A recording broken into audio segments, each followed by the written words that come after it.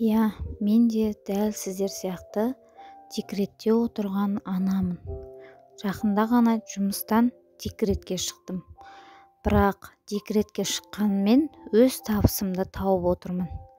Бір емес, екі жағдайда. Біріншісі өзімнің Алла берген қолөнер жасау, екіншісі осы тәрбиешілерге ашық сабақтың барлық оның ішіндегі қолөнерін де, планын да, әдісін де, тәсілін де бәрін жазып, екі жолда пайда тауып отырмын.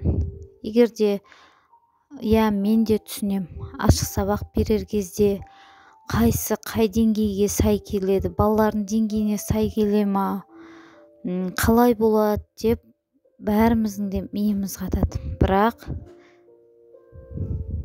ізденіп таппай жатсаңыздар, маған хабарлассаңыздар болады. Барлық нұсқасын жазып, қолөнерін жасап, дайын қылып жасап бере аламын.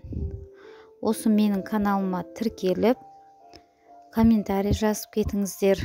Осы жерден неше түрлі әдістерді көрулеріңізге болады.